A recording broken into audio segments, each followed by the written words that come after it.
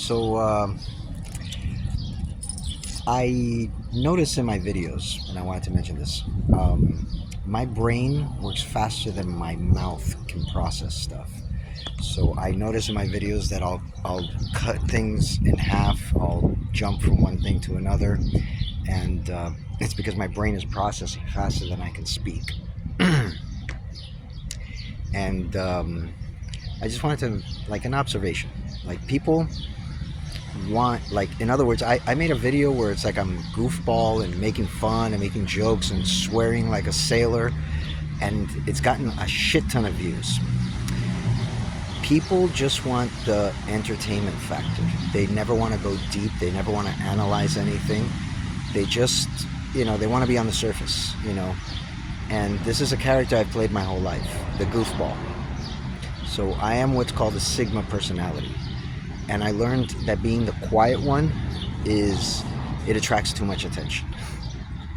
Like, the quiet one, people want to figure you out. They think you're mysterious and stuff. But when you play the goofball, it's hiding in plain sight. It's the perfect camouflage. It really is.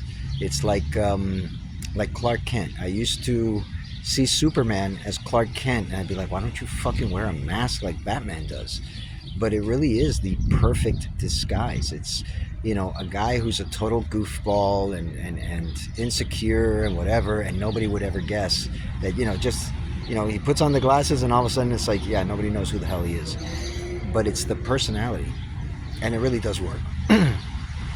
When you're the goofball, alphas kind of like, they don't see you as a challenge or a threat, because alpha males, especially in a male society, male guys, if you can make them laugh, like, you're in, and it's the same thing with women.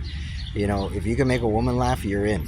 So with betas, it's the same thing. They feel comfortable. They don't think I'm going to dominate them and everything. So I play the goofball. It served me very well. It's entertaining, and I give people the little bit of, dopamine that they want or desire.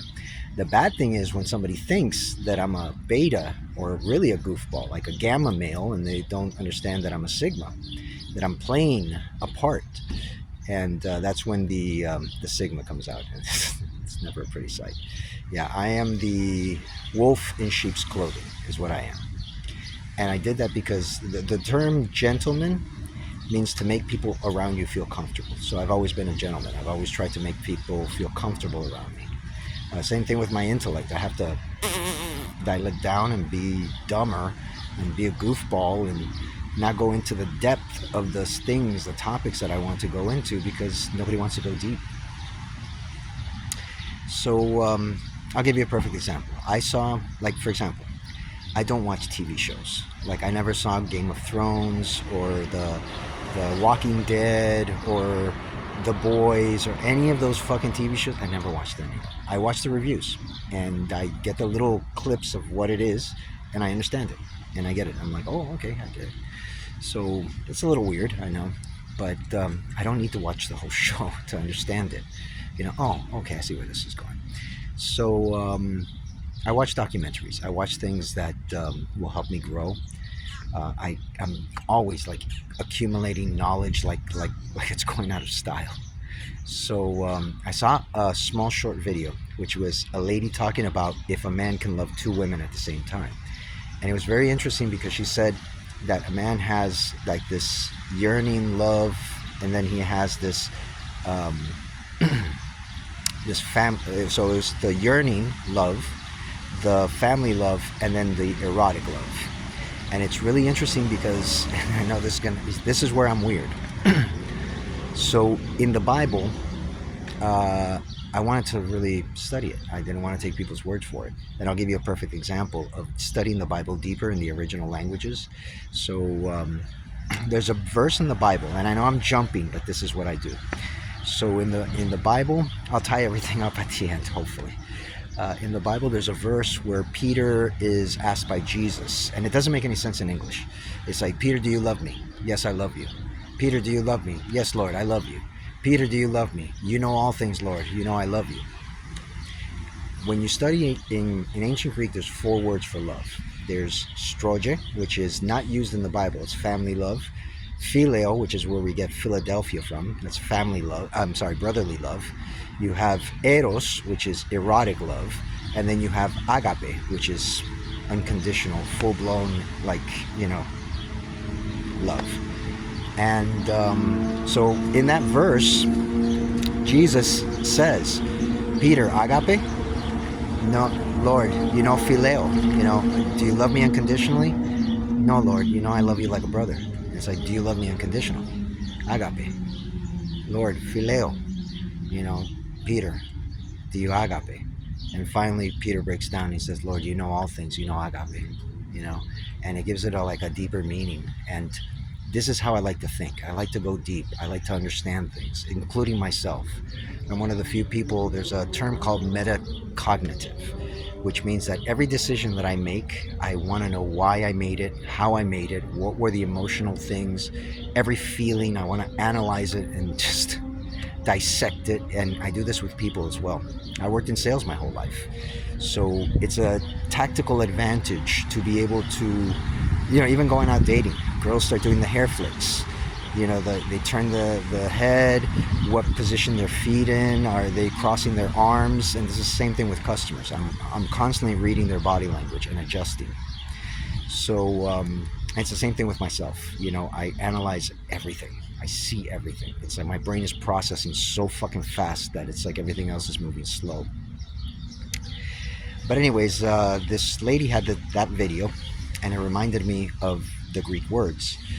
And I started analyzing myself and saying, have I ever loved agape? I mean, outside of God. And yes, I have. One time in my life, only. And I was a child and I didn't know any better, and I just fucking loved to the point where it's like, it was just, delicious.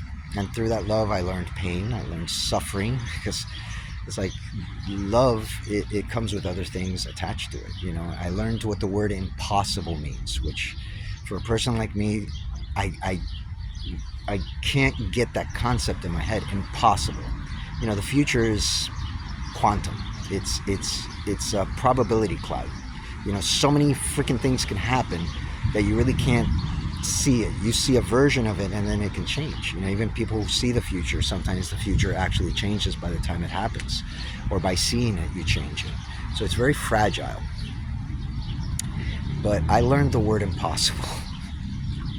And it's the acceptance of the word impossible. So, and the same thing with women. Like, I only loved one time, agape.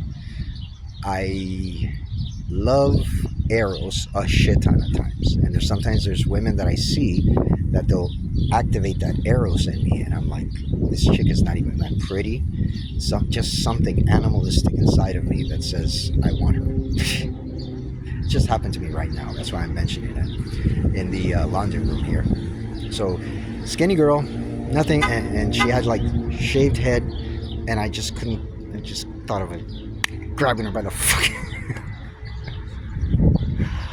So it's like when you don't have that that agape love, when you can't love like that, and that's a problem. It's like I can love, but I got so many defense mechanisms. It's like a girl, to get to my heart, is gonna have to go through like American Ninja, like just so many barriers and moats and concertina wire and all kinds of stuff to get in. It's like you're never getting in. Just simple as that.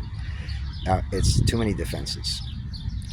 But it's just interesting about like who can I love and how can I love them. And these are the kind of things that I like to talk about. This is the reason I don't hang out with my friends. And this is the reason. Okay, I don't watch TV shows. Like Michael Jackson, I don't listen to his music anymore. Why? Because there's two things that I can't stand: abusive children and abusive women. You'll have to start learn to pronounce your words with, you know, your F's and your S's without front teeth. That's how strongly I feel about it. I can't be around that. And anybody that I know that's like that, you're a piece of shit to me. Don't want to be around you, don't want to be a friend with you, don't want to support you. It's like, and you know, when you look at Michael Jackson, look at the autopsy, the report of Michael Jackson, and you look at like the weird shit that he did, and it's like, it's enough for me to say, no, No, I don't care if you were, you know, a pop star and the king of pop and what. No, no, I refuse. I refuse to listen to that. And that's where a Sigma draws his line. You know, Sigmas tend to be very, like, we set our morals, we set our ethics, and we won't break it for anybody. Even if the world says this guy's, you know, you should follow this guy, or this guy's popular, or that guy's popular. I don't give a fuck. So it's just interesting that the way we think is differently than the rest of you, and we only make up 0.02 of the population. I think my phone's about to take a shit. All right, peace out.